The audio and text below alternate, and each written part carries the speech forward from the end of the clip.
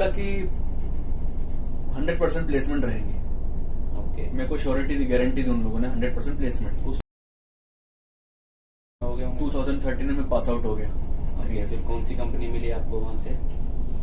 Real बताऊं तो मेरे को कोई कंपनी नहीं मिली। क्यों? प्लेसमेंट के लिए Placement- कंपनीज नहीं आई? प्लेसमेंट के लिए कोई कंपनीज नहीं आई और मेरे को कोई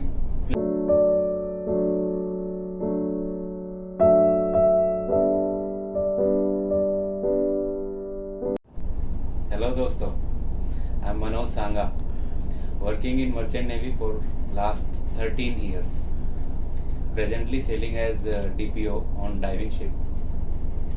और आज हमारे साथ है mister Sumit Torani, who is sailing as deck cadet on this ship. So we are going to discuss the journey of a deck cadet. कि कहाँ से शुरू करना है और कहाँ तक चलना है।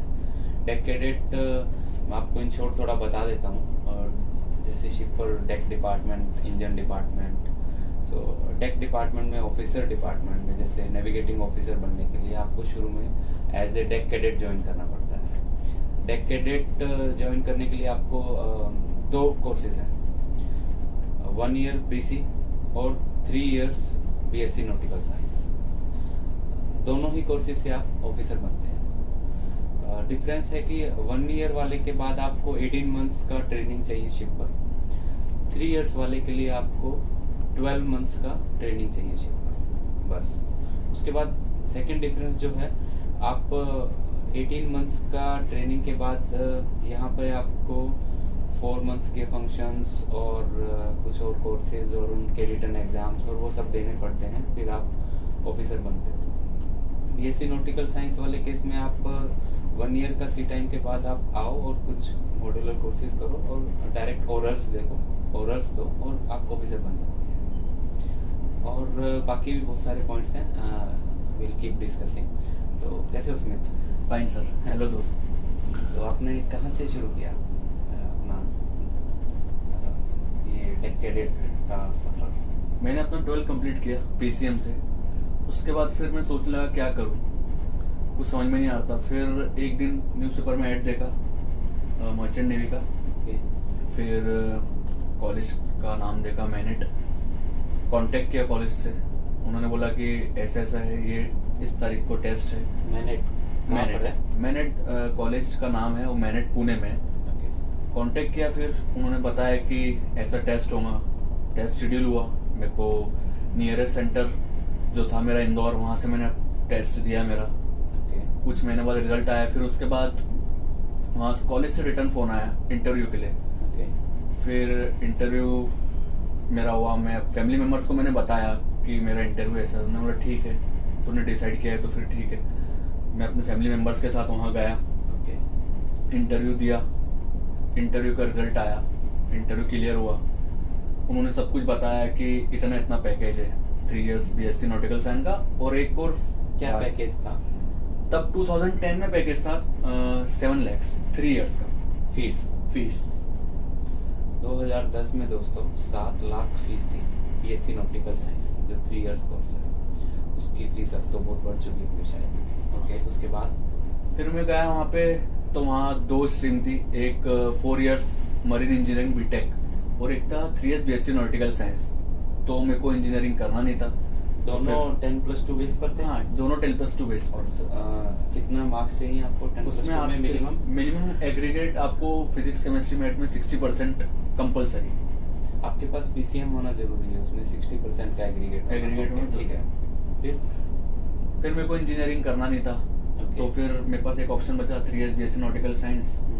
और फिर मैंने 3 इयर्स BSc नॉटिकल साइंस में एडमिशन लिया 2010। और क्या उन्होंने कुछ बोला प्लेसमेंट जो क्या होगी क्या नहीं होगी?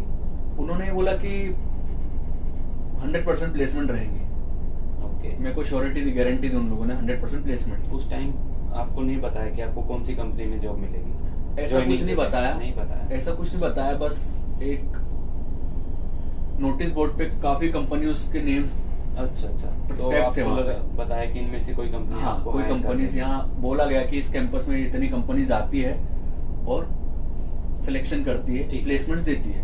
ओके, और आपने फिर अपना कोर्स शुरू किया 3 इयर्स में? ठीक है। 2010। तो आप पास आउट 13 में हो गए होंगे। 2013 में पास आउट हो गया। ओके, फिर कौन सी कंपनी मिली आपको वहाँ से? रियल बताऊं तो मेरे को कोई कंपनी नहीं मिली। क्यों, प्लेसमेंट कंपनीज नहीं आई? प्लेसमेंट के लिए कोई कंपनीज नहीं आई और मेरे को कोई प्लेसमेंट नहीं मिला कॉलेज। कंपनीज तो आई होंगी, बाकी स्टूडेंट्स बाकी होंगी, कभी तो आई होंगी। जैसे कि अगर 50 कैडेट्स बैठ रहे हैं तो कंपनी 1 या 2 कैडेट्स लेती है, बस 2 कैडेट्स लेके बस ये लोग बोलते गए कि 100% प्लेसमेंट देंगे, लेकिन मेरे को आखिर तक 100% प्लेसमेंट नहीं मिला। कितने स्टूडेंट्स थे आप टोटल उस बैच? हमारा बैच 120 का था, 120 कैडेट्स का टाइम पे। कैंपस प्लेसमेंट कितने लोगों की हुई? कैंपस प्लेसमेंट उस टाइम पे मेरे को जहाँ तक याद है टोटल 15 to 20 बस प्लेस्ड हुए थे बस। तो दोस्तों 3 इयर्स का कोर्स इन्होंने कंप्लीट वहाँ से कर लिया था और जिस प्लेसमेंट की 100% गारंटी दी गई थी शुरू में, और कोर्स ख़त्म होने तक इनको वहाँ पर कोई प्लेसमेंट नहीं मिली थी। ओके, 2013 जून में पास आउट। ओके, तो 13 जून पास आउट होने के बाद आप रेडी थे ज्वाइन करने के लिए, आपके पास डॉक्यूमेंट्स थे, कंपनी नहीं थी? बट कंपनी नहीं थी। ओके, फिर काफ़ी टाइम में मुंबई आया, बहुत सारी कंपनी सर्च की, काफ़ी टाइम रहा भी यहाँ पे, 1-2 महीने यहाँ पे मुंबई में रहा, बहुत सी कंपनीज देखा, but they are just saying we don't take cadets. Companies का ये रिप्लाई था, हम कैडेट्स नहीं लेते। तो आपने बॉम्बे में रह के काफ़ी कंपनीज ट्राई की, बट कितना टाइम? मैं मैक्सिमम यहाँ पे 2 महीना यहाँ रुका था। और आना जाना तो मेरा काफ़ी टाइम लगा रहता था। और सीवी भेजना, फोन करना, company contact, but same reply that we are not taking cadets. Okay, उसके बाद फिर ये कब तक चलता रहा? चलता रहा। 2013 में मैं पास आउट हुआ, 2016 एंड तक, मतलब 2017 लगने वाला था, तब तक चलता रहा। 3 साल तक इनका यही स्ट्रगल चलता रहा कि इनको ट्रेनिंग के लिए शिप चाहिए और इनको शिप नहीं मिला। उसके बाद फिर this is the sad part है मर्चेंट नेवी का, बहुत ज़्यादा। उसके बाद फिर 2017 चालू हो गया। ओके, फिर मैंने मेरे दोस्तों से एडवाइस ली, उन्होंने यही बोला कि देख यार, या तो ट्राई कर, होता है तो ठीक, या तो फिर किसी एजेंट के थ्रू चले जा। एजेंट का नाम तो सुना था, पर यह पता था कि एजेंट लोग पैसा लेता है। मैंने ठीक है, एक एजेंट से बात हुई, उसने बोला 3 लाख रुपए लगेगा। अच्छा। फिर मैंने अपने फैमिली मेम्बर से बात किया, अपने पेरेंट्स से, उन्होंने बोला ठीक है। वो रेडी हो गए। मेरी मम्मी के जो गोल्ड रख के मेरी मम्मी ने मेरे को 3 लाख रुपए दिए, क्योंकि उस टाइम फाइनेंशियल कंडीशन भी इतनी अच्छी नहीं थी। फिर एजेंट को पैसा दिया, विदिन 1 मंथ उसने मेरे को शिप भी दे दिया। मिनिमल कैरियर था। सच्चाई है दोस्तों, इनको शिप नहीं मिल रहा। पहले इन्होंने 7 लाख फीस दी वहाँ पर कॉलेज में। वहाँ फीस में कोई लोन लिया? हाँ, फीस में मेरा लोन था, एजुकेशनल लोन था। वही कितना अमाउंट का? 4 लाख का एजुकेशनल लोन था मेरा। देखो दोस्तों, 7 लाख फीस थी, वहाँ पे 4 लाख का लोन ऑलरेडी था। उसके बाद एजेंट ने इनसे 3 लाख डिमांड की। फिर आप सुन ही रहे हो कितना मतलब स्ट्रगल। फिर उसके बाद मेरे को शिप मिला, मैं शिप पे गया, ऑनबोर्ड हुआ। मैंने 1 साल वहाँ अपना कंटिन्यू किया। 1 साल बाद वापस आया, बट एजेंट ने मेरा जो एक RPSL नंबर रहता है जो DG के साइट पे मास्टर चेकर पे, हाँ जी, अपलोड होता है, वो अपलोड नहीं किया। ओके, मतलब मेरा जितना 12 मंथ्स था वो वेस्ट हुआ। मेरा सी टाइम कंप्लीट नहीं हुआ। इन्होंने 12 मंथ्स ये शिप पर रहे। इन्होंने सोचा मेरा सी टाइम हो गया है, और ये वापस आ गए। आकर इन्होंने जब अपना आगे की प्रिपरेशन की, सी टाइम लेटर चाहिए होता है, वो सब देखा। मास्टर चेकर में आपका सी टाइम अपलोड होना चाहिए, वो सब चेक किया तो इनका सी टाइम ही नहीं है।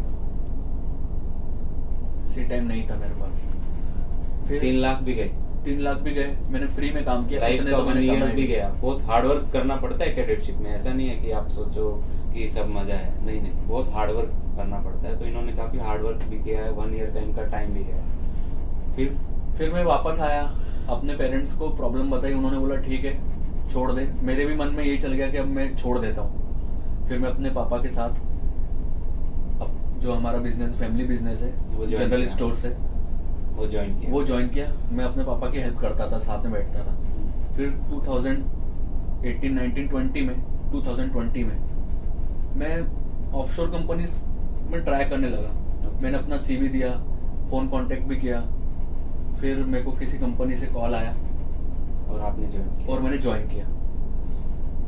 तो जैसे जो कार्गो वेसल्स होते हैं उनको बोलते हैं मेन फ्लीट वेसल्स, और जो ऑफशोर में ऑपरेशंस जहाँ चलते हैं जैसे डाइविंग है, आरओवी है, different kind of drill ships हैं, तो इनको बोलते हैं ऑफशोर वेसल्स।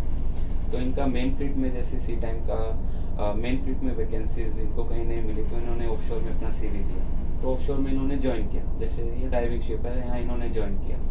लेकिन द सैड पार्ट इज़ कि ऑफशोर में आपका सी टाइम फुल काउंट नहीं होता है। Only first 6 month will be counted as full, उसके बाद आपका 2/3 काउंट होता है। Second thing, because he is doing cadetship on this ship, so he will be getting limited COC after his oral exams, तो वो एक लिमिटेशन लगता है। बट अब something is better than nothing, वहाँ नहीं मिल रहा तो यहाँ से एटलीस्ट कुछ कंटिन्यूटी तो बनी, एटलीस्ट एक होप कि मैं आगे अब एग्जाम्स दे सकता हूँ। हाँ, वो सब बाद में देखी जाएगी क्या होगा क्या नहीं होगा, लेकिन एक बार इन्होंने अपनी फिर से स्ट्रगल।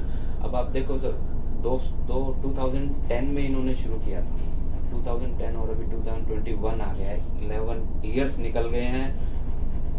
और जो ये एज बहुत कुछ करने की होती है, और ये सब अगर आपका टाइम वेस्ट, पैसा वेस्ट अगर हो जाता है तो आपको बहुत ज़्यादा डिमोरलाइज हो जाते हैं। सो दोस्तों, अगर आप भी कैडेटशिप में ज्वाइन करना चाहते हैं तो आप प्लीज़ सब प्रिकॉशंस लीजिए अपने। ऐसा नहीं है कि आपने डायरेक्ट किसी कॉलेज का एग्ज़ाम दिया, आप पहले तो स्पॉन्सरशिप देखें कि आपको किसी कंपनी की स्पॉन्सरशिप आपके पास है या नहीं है। शिपिंग कंपनीज के एग्ज़ाम दें, शिपिंग कंपनी का रिटर्न दें, ओरल दें, वो आपको 10+2 बेसिस पे वो आपको अगर सिलेक्ट कर लेती हैं कि ठीक है, आप ट्रेनिंग कीजिए, उसके बाद हम जॉब देंगे, तो उसके बाद आप you can go head with the cadetship. और जैसे IMU है, इंडियन मैरीटाइम यूनिवर्सिटी, उनका भी एक एग्ज़ाम होता है, आप वो एग्ज़ाम दें। IMU के अंडर जो कॉलेजेस हैं, कौन से कॉलेज में जाना है, कहाँ प्लेसमेंट होगी नहीं होगी, सो प्लेसमेंट वाली जो स्पॉन्सरशिप लेने की बात है वो आप पहले ही अपना मतलब मेक श्योर कर लें कि आपको स्पॉन्सरशिप मिले, अदरवाइज ये सब आपको हैसल्स मिलेंगे। और बाकी अगर I think we have covered many things. Yes, thank you Sumit. Thank you sir. Thank you दोस्तों, हैव अ गुड डे।